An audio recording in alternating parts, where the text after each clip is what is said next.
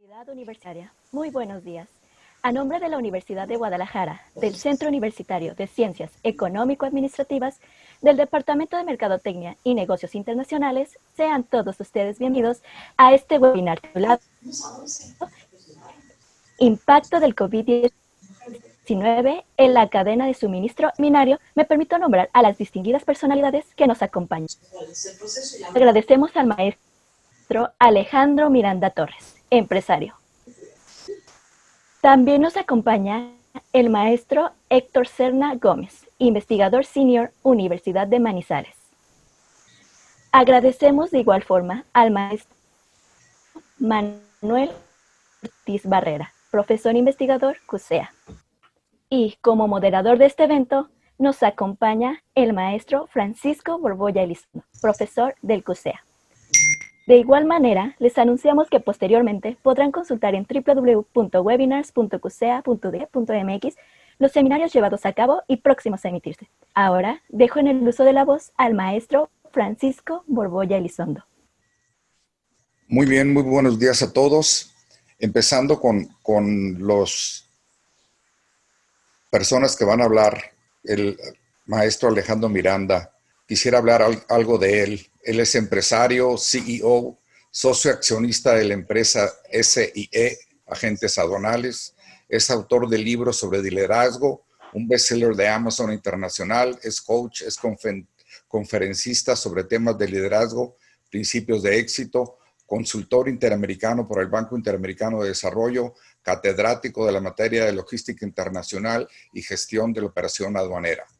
Tenemos también al maestro Héctor Serna, es catedrático de la Universidad de Manizales, Colombia, es líder de Grupo de Investigación Económica Internacional categoría A1, editor de la revista Lumina, Universidad de Manizales, es profesor invitado de la Universidad de Guadalajara, Universidad Nacional del Mar de la Plata, Universidad Autónoma de Baja California y Universidad Remington. Tiene varios artículos de investigación relacionados con liderazgo, desarrollo humano, relaciones industriales, áreas comerciales de empresas. El maestro Manuel Ortiz Barrera es industrial, ha tenido puestos de gerente general en una empresa de envases, es catedrático de tiempo completo de la Universidad de Guadalajara, CUSEA, Departamento de Mercadotecnia y Negocios Internacionales, es responsable del control patrimonial, tiene 53 publicaciones científicas en los campos de competitividad internacional, gestión del conocimiento, formación de capacidad internacional. Ahora, vamos a empezar esta charla con la primera pregunta. Esta va dirigida al maestro Alejandro y dice lo siguiente: ¿cuáles son los sectores de la industria de mayor impacto con el paro de la cadena de producción? Maestro Alejandro.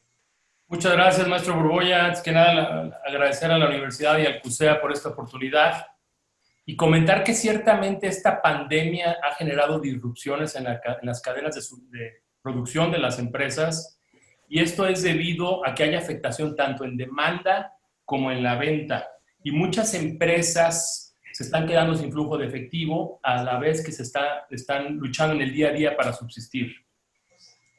Las empresas empiezan a tener dificultades debido a varias cosas. Primero, el ausentismo laboral. La gente está dejando de ir a trabajar, aun cuando hay esquemas de home office, hay ausentismo laboral. Están cayendo las ventas. Muchas empresas están luchando en el día a día por el manejo de su flujo de efectivo, por su supervivencia.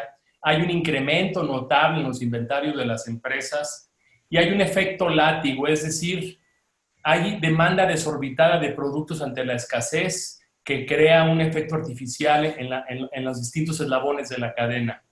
Industrias afectadas, a lo que se refiere a su pregunta, maestro, obviamente la industria manufacturera, la automotriz, la industria del consumo, la electrónica y, muy importante, el turismo. Pero a la vez hay empresas que, si no, quizá no valga decir la palabra beneficiadas, sí son esenciales en lo que está sucediendo hoy en el mundo, como son las farmacéuticas, las industrias de alimentos, el equipamiento médico, higiene y limpieza, compras por internet, telecomunicaciones, streaming, etc. Hay una disrupción en cadenas de suministro, pero también es importante notar que hay una gran oportunidad para el reajuste, rediseño y reingeniería de las cadenas de suministro en el mundo. Muy bien, muchas gracias. A lo mejor regresamos con esta pregunta para los otros dos ponentes, pero ahorita le tengo una al maestro Serna. La pregunta sería, ¿cuál es el efecto de COVID en la economía? Bueno, muchas gracias, Francisco. Es un gusto a todos saludarlos. Un primer aspecto, destacando además de lo que planteaba directamente el maestro Alejandro, es que las condiciones bajo las cuales la pandemia ha venido afectando directamente las regiones son completamente diversas. Y en eso tenemos que observar directamente, primero, las concentraciones productivas, la forma como efectivamente las regiones se han venido especializando o diversificando frente a esto, y a partir de dicha línea, empezar a observar efectivamente cuáles son esos sectores que con mayor fuerza retoman la actividad productiva de la región y por ende, cómo efectivamente puede empezar a movilizar. Primer punto. Un segundo punto tenemos que observar directamente frente a esto es la forma como efectivamente podrá recuperarse la economía. Y en esta circunstancia pues planteamos varios escenarios y lo planteamos en torno a letras. La letra V plantea directamente un escenario de pronta recuperación, como un escenario de rebrote. Eso quiere decir que para el mes de febrero, como estábamos previamente, pues estábamos en un punto inicial en la economía, caemos estrepitosamente por lo que planteaba Alejandro frente al shock de oferta y demanda que se ha venido dando por las medidas de mitigación y de contención que han adoptado los gobiernos nacionales frente a esto, y a medida que se haya dando la reapertura, pues efectivamente podremos tener ese efecto de recuperación pronto. Es un escenario muy complejo que efectivamente se dé, pero que ya explicaremos con mayor profundidad. El segundo escenario es un escenario en U, y en U quiere poner en evidencia que la economía cae estrepitosamente, tendrá un tiempo prolongado en dicha condición de recesión para poder recuperarse nuevamente de manera paulatina. Luego aparece un tercer escenario, el escenario en L.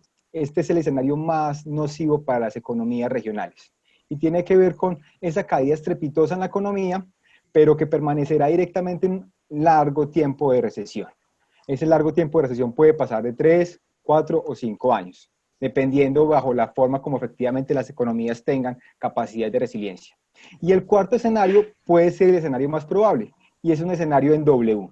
Y en W significa que estaremos movilizándonos en torno a una recuperación y nuevamente una caída, dependiendo cómo efectivamente los gobiernos adopten medidas para contener el COVID. En ese último punto me voy a concentrar con el caso que estamos viviendo hoy día en Colombia. En Colombia tenemos en algunas ciudades principales unas condiciones de ocupación de las UCI cercanas a alerta roja, como lo planteaban en el gobierno mexicano en el semáforo en rojo. Y eso llevará directamente a los gobiernos a estar pensando nuevamente en hacer cuarentenas estrictas. Esa cuarentena estricta pues llevará directamente a que la economía nuevamente se paralice. Ese es posiblemente el escenario más efectivo que se pueda movilizar directamente en nuestro contexto y por una razón particular. Si miramos la historia bajo la cual se fueron movilizando directamente las últimas pandemias para observar directamente cómo se dio esto, por ejemplo, en el caso de la gripe española tuvimos 3 olas en cuanto a la pandemia, en cuanto a rebrotes, y eso ya nos empieza a establecer directamente movilización en cuanto a cómo podríamos tomar medidas de contención para hacer frente a esto. Ese es un aspecto fundamental. Después de eso, pues aparecerá directamente las características de la economía regional. Y dependiendo del grado de sofisticación o el grado de especialización, pues tendrá mayor o menor efecto. Todas las economías van a estar seriamente afectadas, pero los efectos en cada economía van a ser altamente diversos. Pongo un ejemplo directamente con la economía en el estado de Jalisco. El caso de Puerto Vallarta. Puerto Vallarta es una ciudad y una región que está concentrada, aglutinada, altamente especializada en tema de hotelería y turismo. Va a ser una región que está seriamente afectada por las condiciones. Caso contrario, podrá pasar directamente con el caso de Guadalajara, que es una ciudad altamente diversificada, que tiene directamente diversas economías y diversas actividades económicas. Y eso tiene un factor fundamental, porque por un lado, la diversificación puede posibilitar a las personas a movilizarse entre sectores para ocuparse, mientras que efectivamente esas medidas de contención y mitigación permiten operar o no el sector. Y un segundo caso, pues efectivamente esas medidas de mitigación y de contención que adoptan los gobiernos, cómo van afectando a nivel sectorial. Ya sabemos que las medidas están afectando seriamente sectores de entretenimiento y sectores que dependen en gran medida de la aglomeración de personas. Muy bien, muchas gracias. Seguimos más adelante, a lo mejor retomamos el tema. Maestro Ortiz, este es para usted. ¿Cuál ha sido el impacto del COVID-19 en el comercio exterior mexicano? ¿Podrías elaborar? Muchas gracias, maestro Borboya. Gracias. Bueno, el COVID propiamente ha venido a cambiar la dinámica del comercio, tanto nacional como internacional en México. Pero el gran problema de México han sido sus políticas exteriores, que en los últimos años ha comenzado a enfocarse mucho más en la generación de un mercado más regional, más nacional. Y esto ha afectado directamente al proceso económico, debido a que los flujos comerciales internacionales no han sido los adecuados y sobre todo han tenido grandes problemas para poder mantener pues activas sus diferentes cadenas. La intención obviamente es lograr que el entorno permanezca posterior al COVID estable, pero aún así, la realidad es que se han detenido las cadenas de suministro de diferentes partes y de diferentes industrias. Ya como lo mencionaba el maestro Alejandro, habrá algunas como la farmacéutica o habrá la cadena de la industria alimenticia que se verían beneficiadas, pero en general la diversificación que se tiene ha permitido que otras empresas, otro tipo de industrias, pues se vean minimizadas y se vean gravemente golpeadas. Ahora bien, enfocándonos específicamente en la industria del estado de Jalisco, la industria electrónica propiamente ha sido de las más afectadas.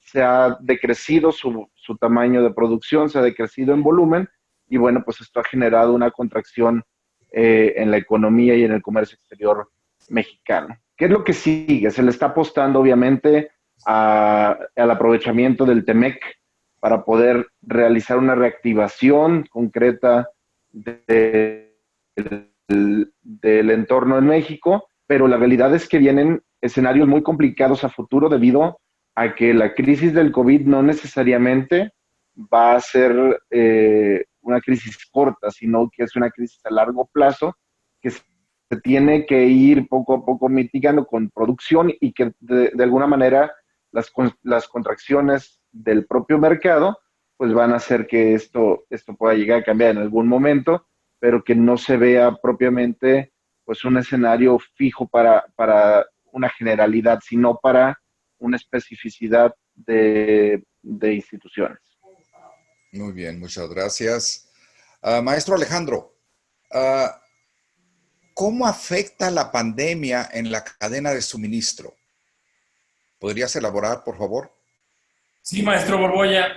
Yo separaría la cadena de suministros por bloques y hacer un análisis desde el proveedor del proveedor hasta el cliente del cliente. Obviamente hay un impacto negativo en las ventas y hay que hacer ajustes no solamente comerciales, sino también financieros. En cuanto al abasto y la proveeduría, hay una gran dependencia de China. Muchas empresas de manufactura en México y en general empresas de consumo dependen altamente de proveerse de la manufactura china, y hay que, quizá una alternativa sería buscar proveedores alternos a China. Por ejemplo, en la industria textil se han dado cuenta de la dependencia de China y hoy en día está despertando ese sector en México.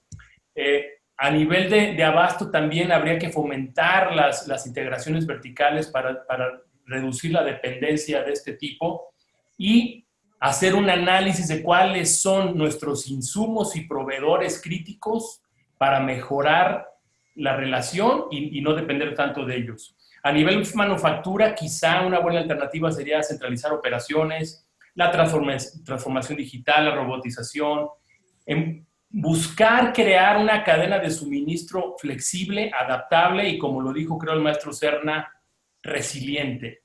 Está afectando a todos los niveles, depende del sector y la empresa de que estemos hablando.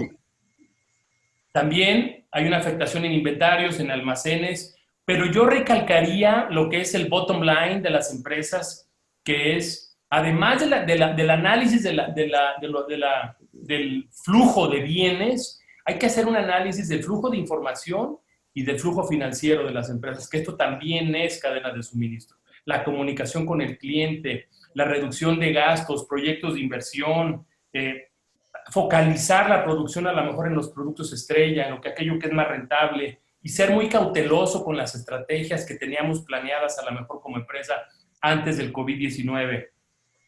Uno de los inputs más complicados en una cadena de suministro es la estimación de la demanda, ya que el pronóstico de demanda es un tema complejo, y la regla número 1 en el pronóstico de demanda es que el pronóstico siempre es erróneo. Por lo tanto, está afectando en la sobreestimación de algunos pedidos por los clientes por cierto pánico. De ahí la importancia de generar comunicación, transparencia, tranquilidad, certidumbre con el cliente. Hay un ejemplo, por ejemplo, de pedidos inflados, que un cliente pide 1,000 piezas de algo y solamente recibe el 50%. Ante esto, el cliente hace un pedido muy excedido de lo que quiere, porque de acuerdo a sus ecuaciones solamente es la manera en que puede lograr satisfacer su demanda. Y esto crea un efecto látigo en todos los eslabones de la cadena, teniendo una afectación en la parte del upstream de la cadena, en las empresas, que luego ya no saben qué producir o qué tanto producir. Está afectando en la estimación de la cadena, y creo que se puede perder visibilidad si no hay un análisis frío y muy puntual de todo lo que sucede hacia dentro de la cadena. Correcto. Hijo, quiero regresar sobre ese tema, se me hace muy interesante, creo que lo vamos a profundizar al final un poquito más. Maestro Serna, otra pregunta, ¿por qué los impactos a nivel regional son tan diferentes y presentan tanta incertidumbre? Creo que va muy de la mano con lo que está comentando el maestro Alejandro.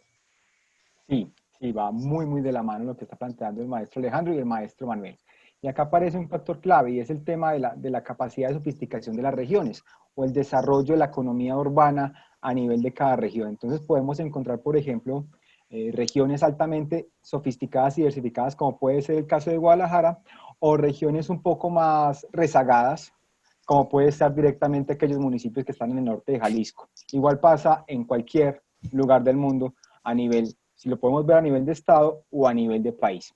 Y eso llevará directamente a que los impactos sean completamente impredecibles. ¿Y por qué planteo esa condición de ese alto grado de incertidumbre? Porque podemos observar directamente que las condiciones de globalización y ese grado... Ay.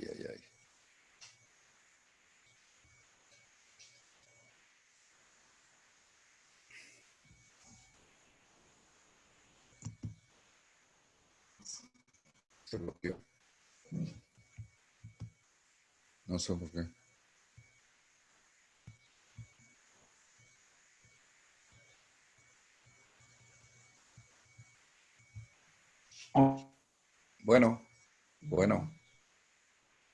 Bueno, ¿me escuchan? Parece que tenemos un problema. Sí, ya regresó. ¿Me escuchan? Bueno. Muy bien. Híjole, maestro Serna, ¿podrías por favor repetirlo? Porque parece que tenemos un problema. Bueno. Híjole, parece que no está el maestro Serna. A ver, maestro Manuel, siguiendo con usted. Sí. Contigo sería, a ver, ¿cuáles son las afectaciones a largo plazo para las transacciones mexicanas al exterior? La realidad es que las afectaciones directas al comercio exterior mexicano las podemos ver desde 3 perspectivas básicas. La primera, entender una cosa, el comercio en general, el comercio de mercancías, va a tener un decrecimiento sustancial en lo que resta del 2020 y aún así va a seguir teniendo un decrecimiento hasta el próximo año. El comercio exterior mexicano se va a ver afectado porque, en primer lugar, los países están reacomodando, están iniciando procesos para volverse mucho más competitivos hacia su interior, están volviéndose nacionalistas, están intentando recuperar sus propias cadenas productivas. Por lo tanto, las cadenas mexicanas que vendían hacia otros países, que realizaban exportaciones, y sobre todo a países de desarrollo alto como los propios Estados Unidos, no necesariamente van a encontrar un mercado que esté abierto y que esté dispuesto a realizar comercio exterior con ellos. Más o menos estamos previendo entre un 13 un 32% de caída aproximadamente, y la misma historia se puede repetir el próximo año, inclusive llegando hasta una caída de arriba del 40% de los mercados internacionales, siempre y cuando se realicen las acciones pertinentes por parte tanto de la industria mexicana como del gobierno mexicano, o sea, se trata de trabajar a través de una sinergia y que ambos puedan realizar pues las adaptaciones que sean más propicias para que puedan llegar hacia el país destino, aquellos que todavía puedan estar exportando, y encontrar también nuevos mercados nacionales para poder diversificar la producción. Por otro lado, para 2021, a finales del año, se espera que poco a poco el mercado se empiece a regularizar, empiece a establecerse mecanismos de cooperación bilaterales entre algunos países que ya tenían tratados comerciales, y sobre todo el aprovechamiento de los mismos con los que México cuenta. Sin embargo, también depende mucho de cómo venga la parte del rebrote. El rebrote del COVID es un tema que no se ha tratado tan a profundidad en la mayoría de los casos, simplemente porque lo estamos viendo como un proceso donde todavía no acabamos la primera parte. Pero eso puede venir a cambiar. Los chinos acababan de reabrir su economía, estaban empezando otra vez a producir, estaban buscando de alguna manera cómo reposicionarse, y otra vez tuvieron que volver a cerrar. Y eso es lo que nos puede pasar a nosotros, no este año, sino el próximo, y también depende de las políticas que podamos tener. Ahora, ¿qué tan grave va a ser el golpe económico que podamos tener? Pues también, como decía el maestro Héctor,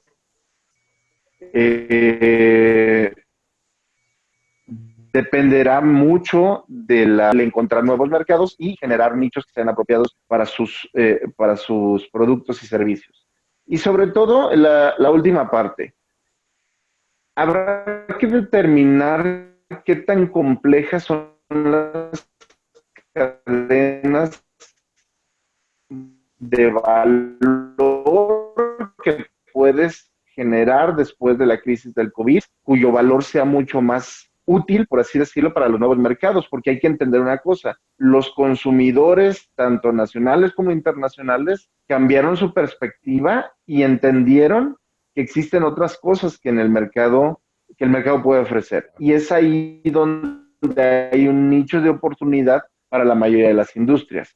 ¿Qué es lo que va a pasar a la larga? Que el comercio tendrá que irse regulando, pero lo que sí vamos a ver es que no va a ser en corto plazo un comercio como el que teníamos antes de la pandemia de COVID, sino que se convertirá en un comercio mucho más regionalizado, mucho más focalizado, y sobre todo con tintes de especialización a consumidores muy específicos. Muy bien, muchas gracias.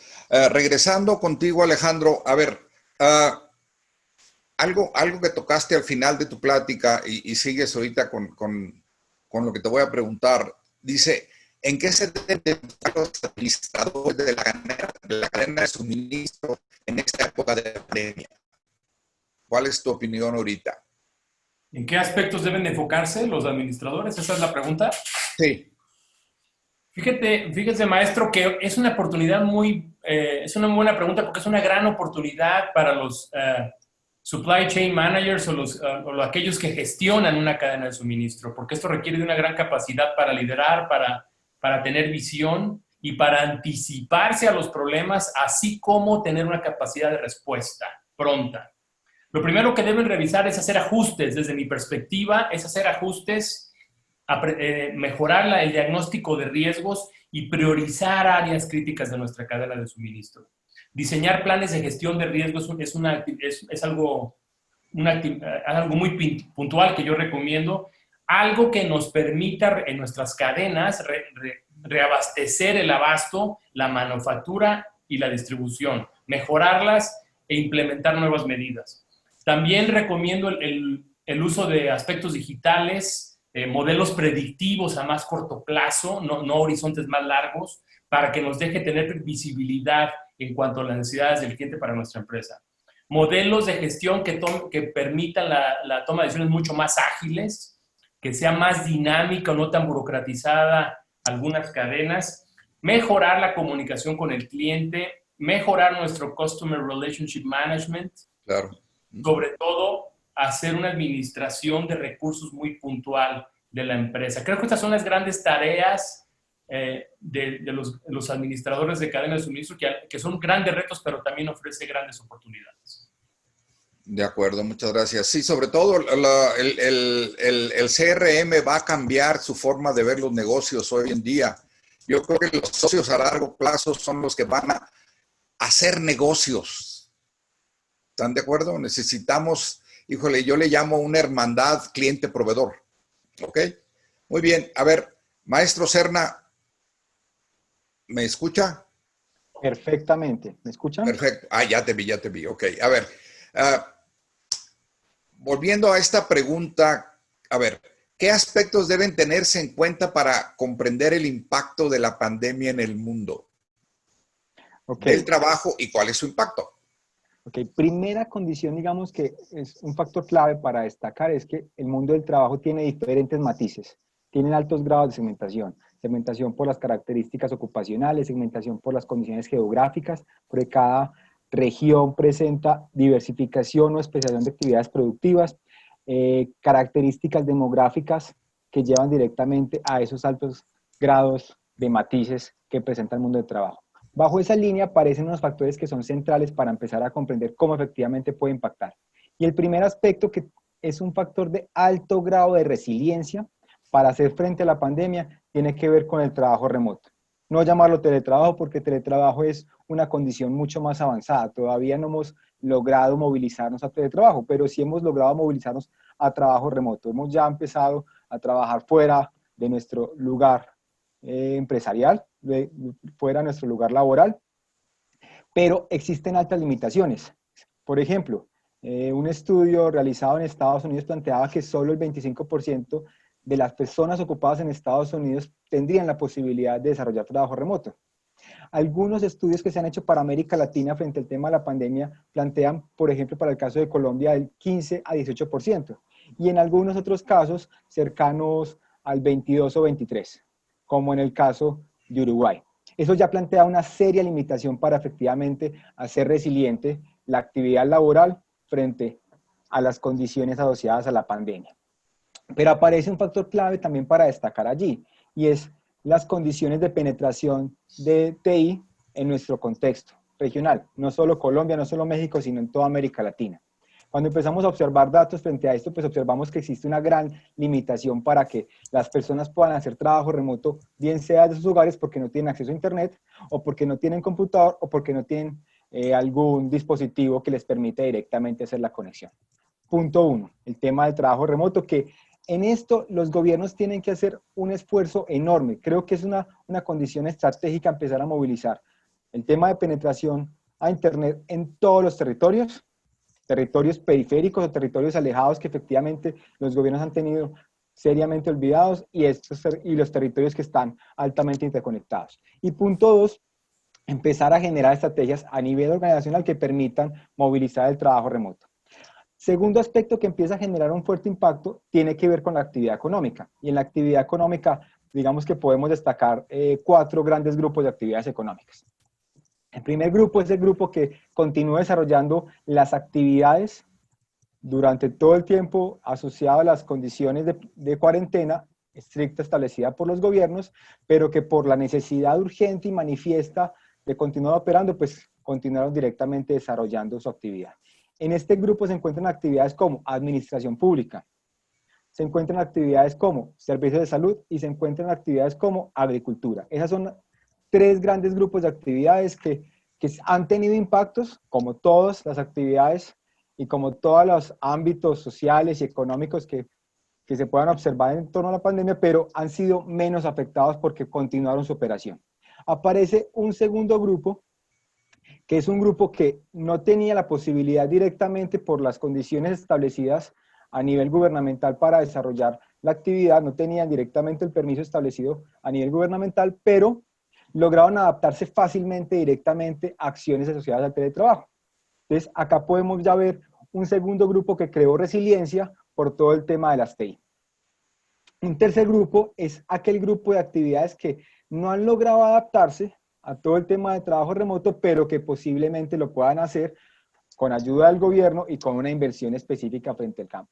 Y un cuarto grupo son aquellas actividades que definitivamente no han podido operar y que es complejo que efectivamente se dé un proceso de operación por las serias condiciones asociadas al tema de contagio. Y en eso se encuentran actividades asociadas a entretenimiento y toda actividad que requiera tema de aglomeración.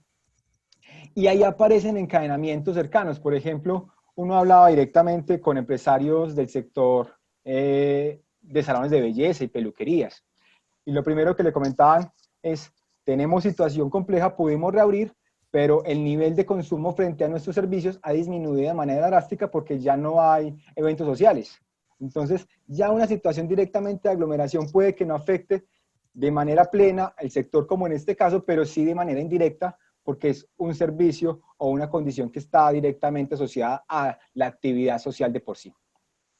Un tercer aspecto que se tiene que tener en cuenta tiene que ver directamente con las condiciones institucionales que cada país tiene referente para poder hacer las condiciones a nivel contractual.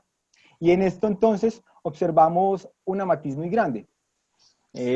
Observando crisis previas, algunos estudios planteaban que la condición de flexibilidad laboral puede facilitar en gran medida esa capacidad resiliente de las regiones para hacer frente a la crisis, porque permite a las organizaciones adaptarse. Pero ese efecto puede ser positivo siempre y cuando la situación de la recesión pueda ser prolongada. En contextos a corto plazo, pues lo primero que se va a hacer directamente es afectación en el mercado de trabajo, en las personas, y por ende va a tener una repercusión importante en la economía. Caso contrario, sucederá directamente en contextos a corto plazo en la cual las instituciones son mucho más rígidas y lo que se va a dar directamente es una preservación del empleo. Y un cuarto punto tiene que ver directamente con las condiciones de informalidad o de formalización de la actividad económica y de la labor. Y en esto la economía de América Latina es seriamente afectada. Nuestra economía tiene un alto tinte de informalidad y tiene una repercusión muy grande por un aspecto fundamental, y es que los gobiernos tienen limitada la capacidad de tomar acciones para enfrentar directamente la crisis. No tienen canales expeditos para poder movilizar transferencias, movilizar subsidios. Por ejemplo, leía mecanismos en cuanto a la protección al empleo en Europa y en Estados Unidos, directamente transferencias para solventar un poco la seguridad social de los trabajadores. En un contexto con alto grado de informalidad eso se vuelve casi imposible. Y ahí las dinámicas asociadas a los gobiernos tienen que ser mucho más innovadoras para poder hacer frente a dicha situación. Perfecto, muy bien. Regresaremos con esto porque se me hacen temas de veras muy interesantes y quiero aterrizarlo a las empresas cuando uno trabaja en ellas. ¿De acuerdo? Denme 5 minutos, llegamos a eso. A ver, Manuel, una pregunta para usted, compañero. ¿Quiénes se verán beneficiados de la nueva economía global? Perdón. Espérate. Muy bien. Sí, maestro Borbolla. Pues sí, la realidad es que habrá varios beneficiarios de la economía global. Existen diferentes elementos que tenemos que considerar. En primer lugar, para poder entender cómo se van a beneficiar propiamente, tenemos que entender cuál va a ser su papel en una nueva economía pospandémica. ¿Quiénes son aquellos que van a salir adelante? Pues obviamente las empresas que encontraron nuevos nichos de mercado durante todo este proceso y que al mismo tiempo favorecieron cambios sustanciales en sus procesos productivos, en sus procesos de cadena de suministro. Las empresas se dieron cuenta de algo que de hecho el maestro Héctor ya nos hacía reflexión hace un momento. Se dieron cuenta de que se puede trabajar sin necesidad de tener propiamente una instalación, que las personas pueden trabajar desde casa y que las personas pueden incluso realizar transacciones comerciales desde sus domicilios. Pero en términos generales, ¿qué es lo que está pasando? Aquellas organizaciones que encontraron nuevos nichos de mercado no quiere decir que los van a poder mantener de manera constante al terminar la pandemia, sino que estas van a tener que satisfacer nuevas demandas que los consumidores estén haciendo de productos y servicios múltiples, sobre todo que vayan enfocados hacia un nuevo entendimiento del orden internacional. Las personas han entendido que los productos tienen que ser cada vez más amigables con el medio ambiente. Las personas han entendido por primera vez que el estar en casa no implica necesariamente bajar la calidad de las cosas, sino tener una crítica mucho más constructiva, mucho más fuerte, para que pueda existir, obviamente, este tipo de cambios. Pero al mismo tiempo también los beneficios se van a empezar a ver en empresas que vayan enfocadas no solo a términos de salud, sino en la industria electrónica. Se va a empezar a ver directamente en la industria de los envases, en la industria de los plásticos, en la industria de los metales, porque son estas industrias las que van a tener que generar cambios positivos para poderse mantener con el consumidor. Y sobre todo, van a tener que generar nuevas cadenas que sean mucho más valiosas, que tengan una cadena de valor mucho más identificable para que el consumidor los pueda utilizar de manera constante. Entonces, esa es una de las formas en las que puede darse este tipo de cambios y se puede generar una transformación. La realidad es que para México, las industrias que se verán afectadas serán el caso de la industria automotriz, el caso de la industria de manufactura básica, porque no son industrias que hayan tenido grandes cambios en los últimos años. Y la única forma de revertir esto es generando innovación. Es decir, la industria automotriz, por ejemplo, tendrá que enfocarse a generar ya automóviles eléctricos de manera común, cosa que se venía haciendo, pero de una manera paulatina y que poco a poco se iba introduciendo al mercado. Entonces, son algunos de los cambios que se van a ver. Al mismo tiempo, también las pequeñas y medianas empresas se van a ver beneficiadas porque también las personas entendieron que las cadenas de suministro no tienen que ser de grandes corporaciones, sino también de pequeños negocios que necesitan llegar a mercados que sean mucho más eficientes y sobre todo, pues, que están ávidos de productos y materias primas que son, pues, innovadoras. De acuerdo. Muy bien. Híjole, se me hace extremadamente, complejo lo que están comentando ustedes porque no hay una solución sencilla. Me imagino que todo el mundo va a tener muchas opiniones al respecto. Entonces, seguimos, por favor, maestro Alejandro. ¿Qué oportunidades se visualizan en épocas como esta de la pandemia para la cadena de suministro? Perdón, yo pienso, maestro Borbolla, que es un momento de grandes oportunidades, de cambio y de el renacer de una cultura corporativa y de atención al cliente. Yo pienso que una gran oportunidad es siempre poner como prioridad siempre a la gente. Poner a la gente primero es indispensable para cualquier organización, en cuanto a su protección, en cuanto a su seguridad, pero sobre todo en el desarrollo de su crecimiento, de sus valores y de reconocimiento de la importancia que tiene el personal para las empresas, como su mayor activo. Otra oportunidad sería establecer nuevos canales de comunicación con el cliente.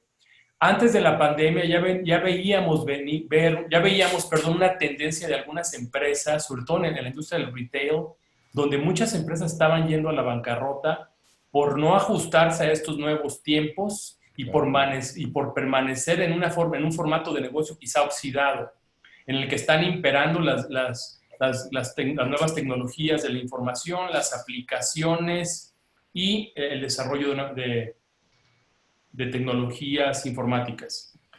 Rediseñar, revisar nuestras fuentes de abasto y no tener dependencia a un solo producto, a un solo origen, sino buscar la manera de tener alternativas para que nuestros productos críticos sean abastecidos.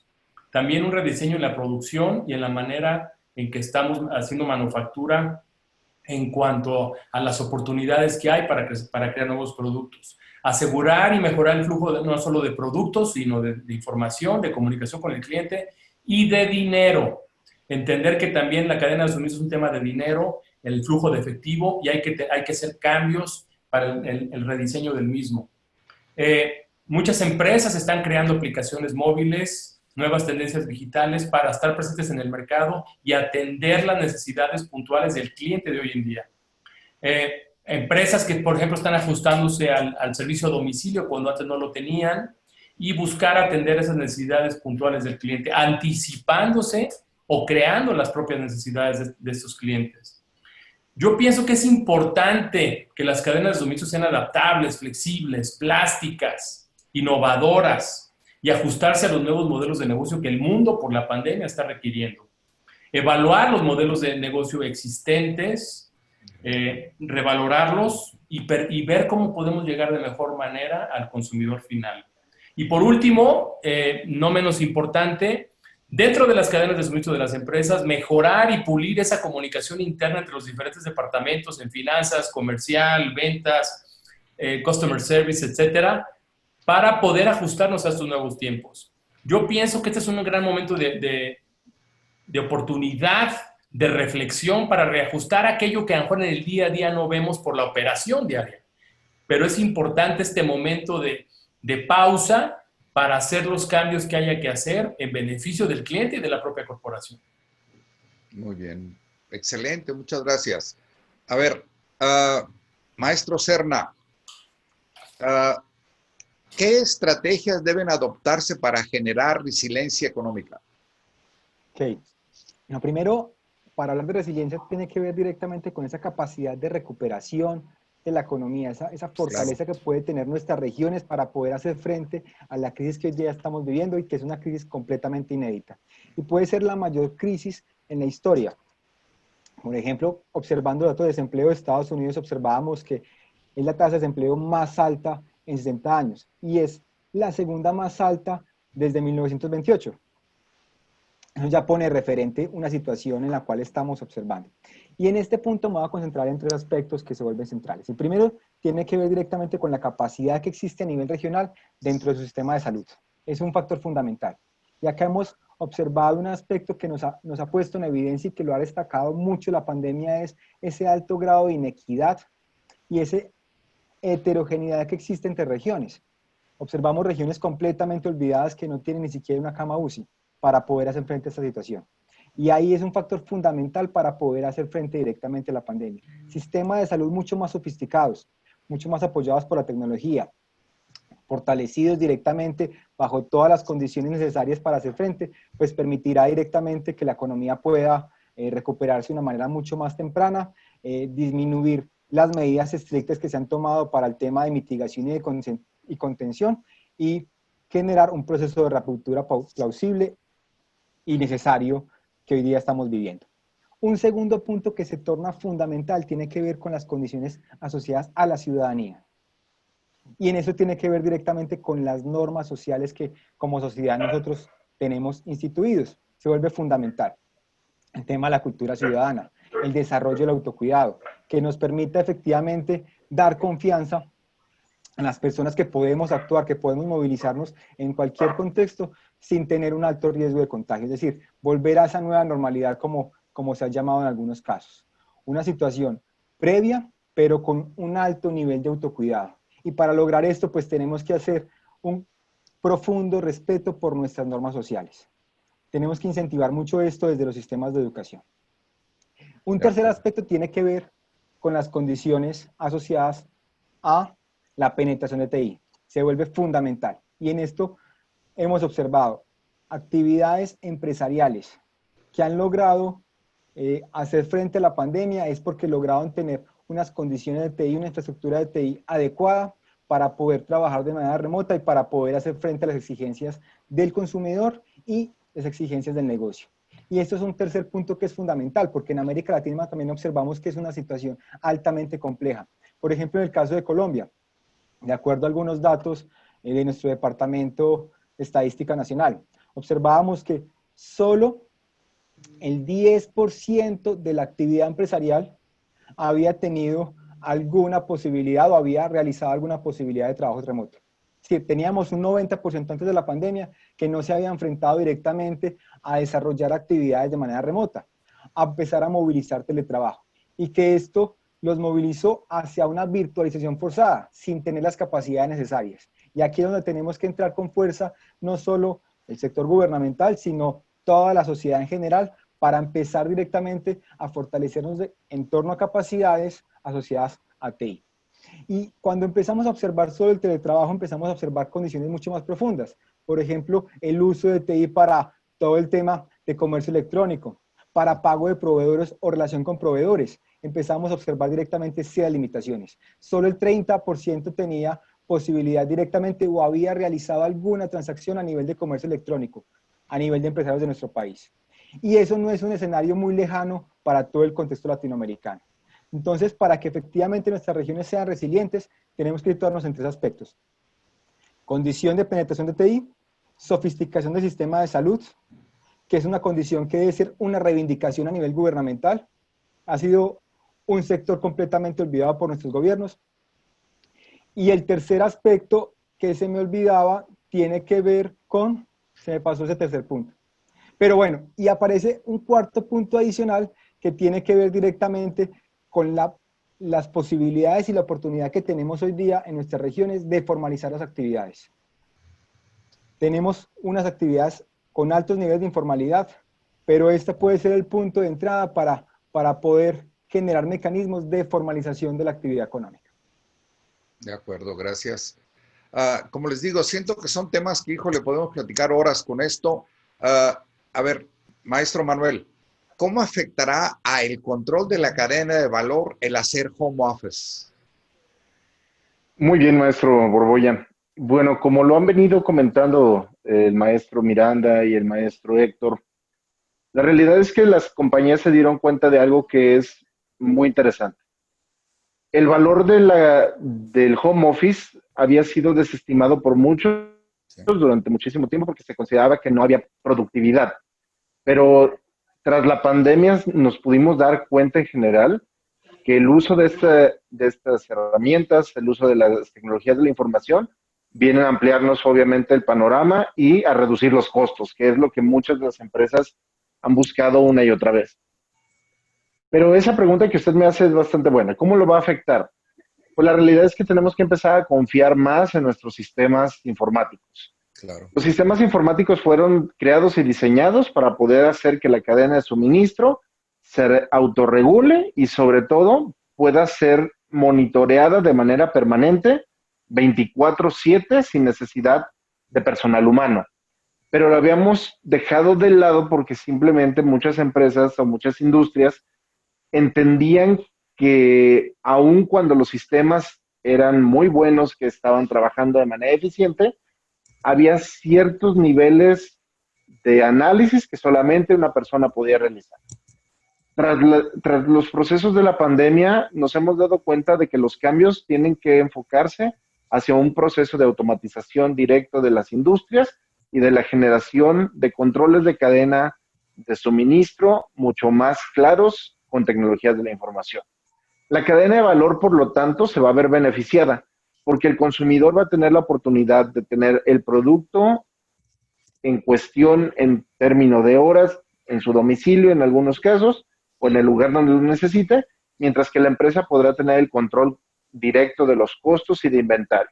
Ahora, es obvio que es un proceso largo, no todas las empresas lo van a poder tener en cuestión de poco tiempo, pero la realidad es que se están sentando las bases para que todas las organizaciones puedan generar nuevas cadenas de valor mucho más potentes, que sean de alguna manera más dirigidas y que se tengan cambios sustanciales en el entorno tan grandes como los que en su momento ha tenido compañías como Amazon o que han estado explotando compañías como Mercado Libre. Es decir, tener pequeñas industrias que están produciendo pocos productos o servicios, pero que en su conjunto pueden mantener a grandes mercados y entonces de esa manera pues satisfacer la demanda global.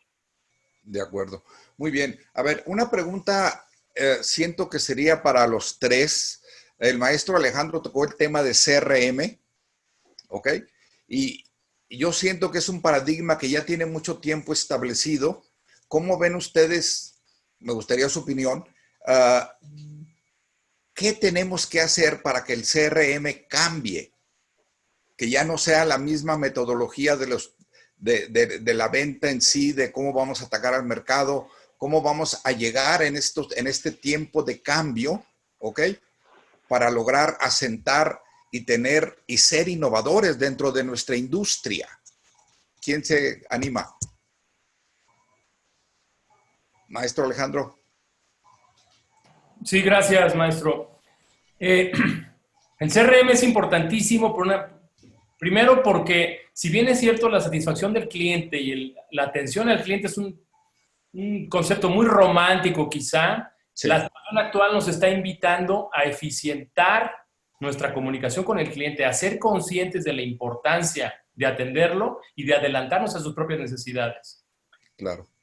El poder generar valor en este eslabón de la cadena nos puede hacer una gran diferencia generando una ventaja competitiva. Si vemos hoy en día las empresas más exitosas en la actualidad tienen un enfoque 100% al cliente y tienen un enfoque determinado a satisfacer absoluta y totalmente al cliente. El CRM es una herramienta muy valiosa, pero de nada sirve si no hay una cultura organizacional enfocada a realmente entender lo que el cliente pide y demanda.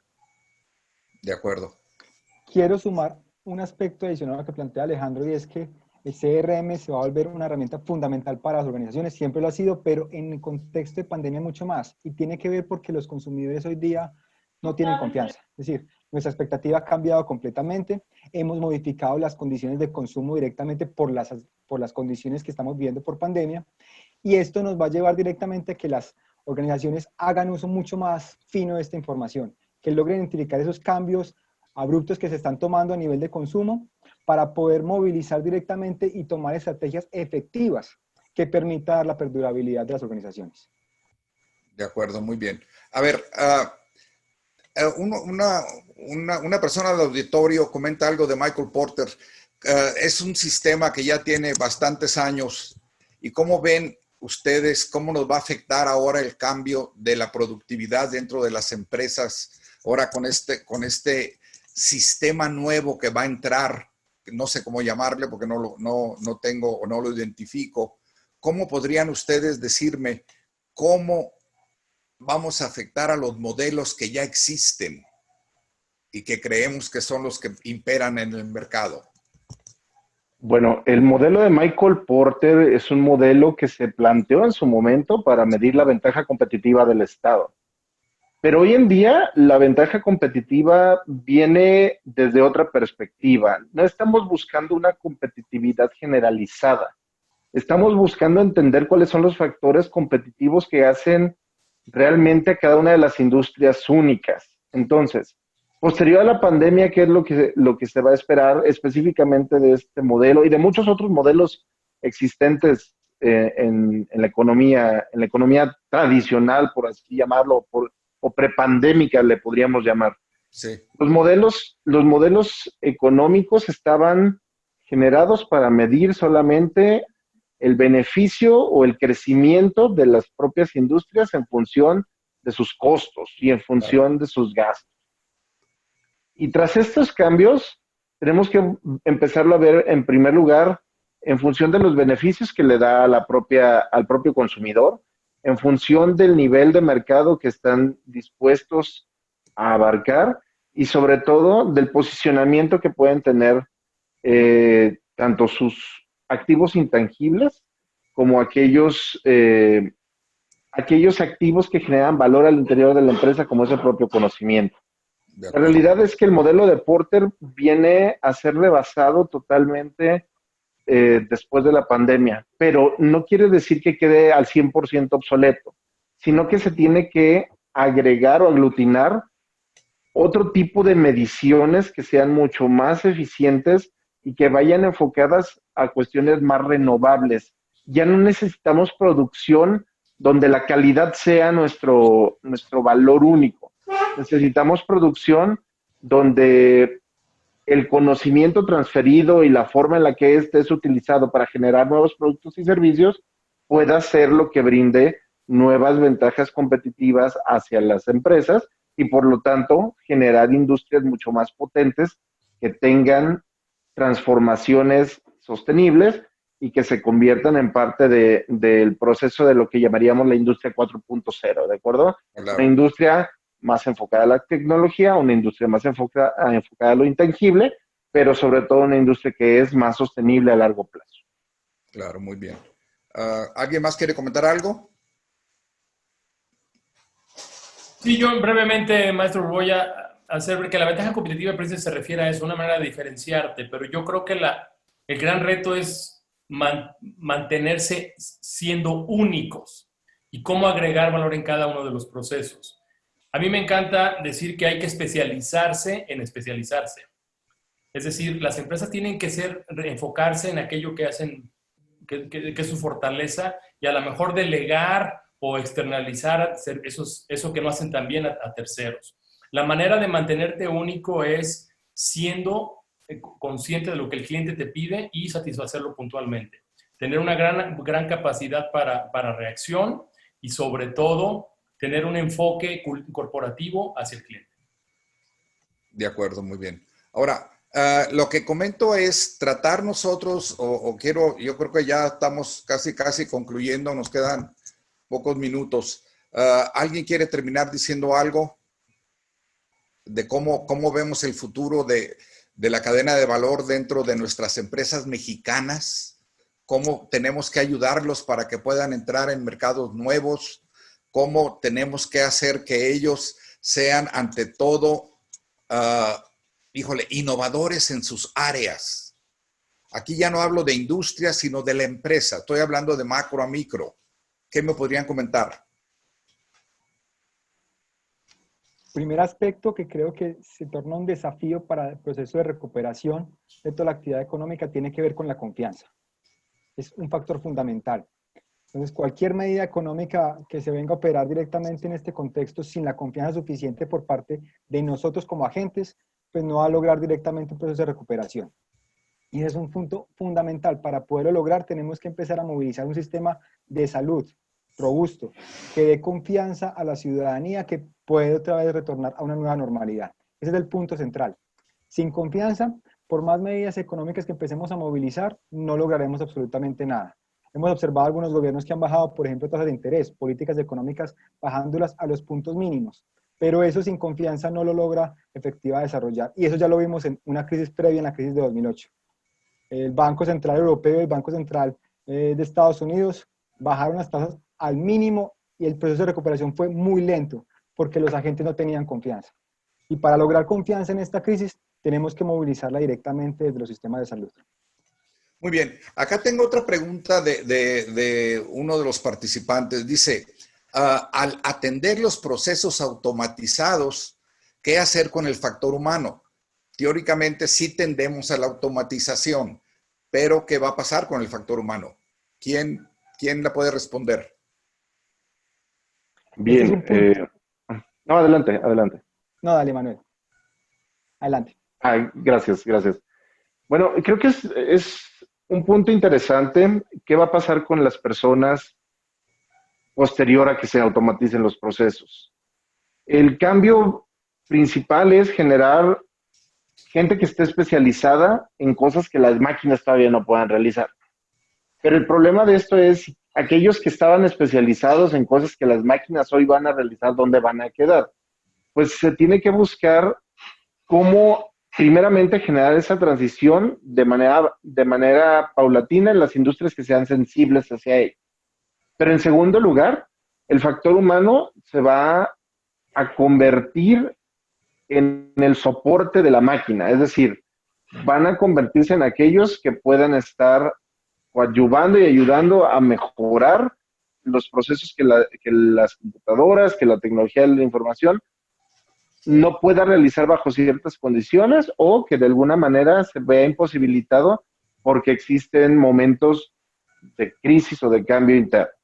Eso por un lado. Y en segundo lugar, los tomadores de decisiones y aquellos miembros de los sectores pensantes, por así llamarlo, de las industrias, pues obviamente van a ser los que menos afectados se vean, porque esto obviamente pues es un proceso eminentemente humano. Sin embargo, en el transcurso del tiempo, la mano de obra y el obrero va a tener que empezar a ser trasladado hacia otras áreas que no sean tan mecánicas, y entonces en ese tipo de lugares sí será reemplazado por una computadora, una máquina. De acuerdo. Tengo otra pregunta también para los tres. Está bastante larga, pero ahí les va. El desempleo es un efecto que está provocando el COVID. ¿Cómo enfrentarlo? ¿Debería de haber una política por parte del gobierno o las empresas? Son las únicas responsables. Y por otra parte, ha habido una tendencia con políticas proteccionistas de ciertos países como Estados Unidos. Entonces, la pandemia generaría una tendencia a la desglobalización. Yo pienso, maestro Borbolla, si me lo permite, que las empresas pequeñas, la empresa familiar, sí requieren del apoyo gubernamental, sobre todo en políticas que tiendan a mejorarla y hacerla crecer. Y no creo que, aun cuando hay gobiernos del mundo que tienden al proteccionismo y antiglobalización, las cadenas de suministro del mundo están vinculadas, están interrelacionadas y son dependientes. Pues aun cuando haya esta tendencia a protegerse, sería técnicamente imposible hacer que las cadenas de suministro se desvinculen entre sí. De hecho, sigue habiendo una necesidad de cooperación internacional para el traslado, distribución, manufactura de productos en el mundo. De acuerdo, muy bien. A ver, aquí tengo otra que quiero comentarles. Todos tomamos en cuenta la forma de cómo la cadena de valor se va formando y cómo vamos a tener, si nuestra empresa es B2B o B2C, ¿ok? ¿Cómo va a cambiar este sistema que es tradicional y, híjole, y yo me diría ya está anclado en la mentalidad de todas las empresas, que es más, hasta son renuentes a hacer cambios? ¿Cómo va a cambiar esta tendencia ahora que tenemos home office? ¿Quién de ustedes podría darme una ayudadita ahí?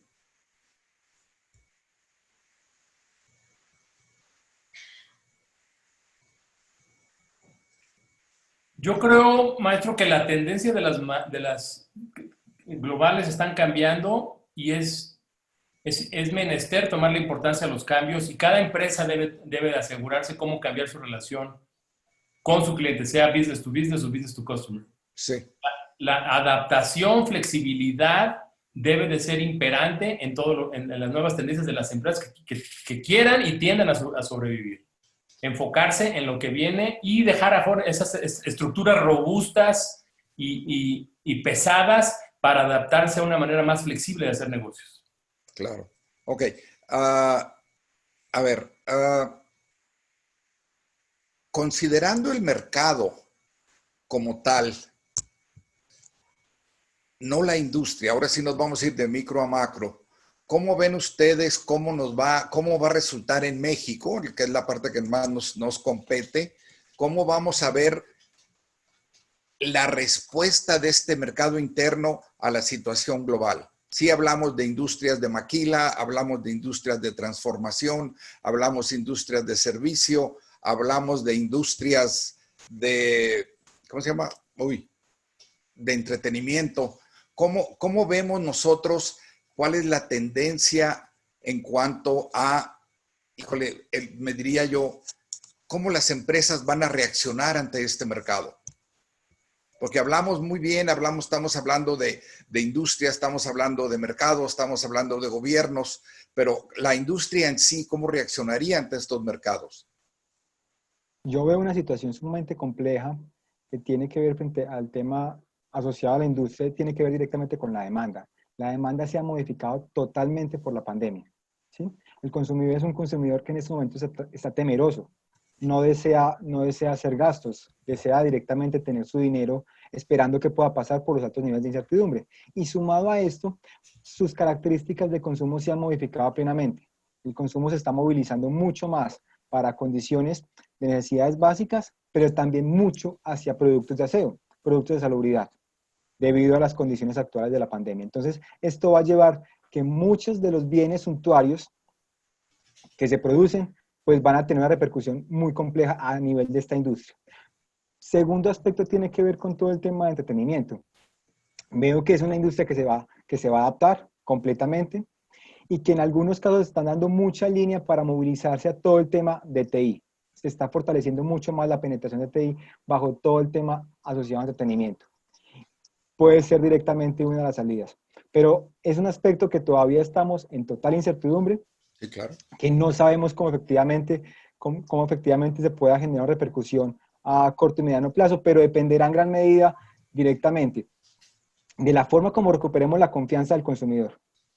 Si logramos recuperar de manera expedita la confianza del consumidor, pues tendremos una pronta salida a nivel de esta crisis para poder movilizar nuevamente nuestras actividades industriales.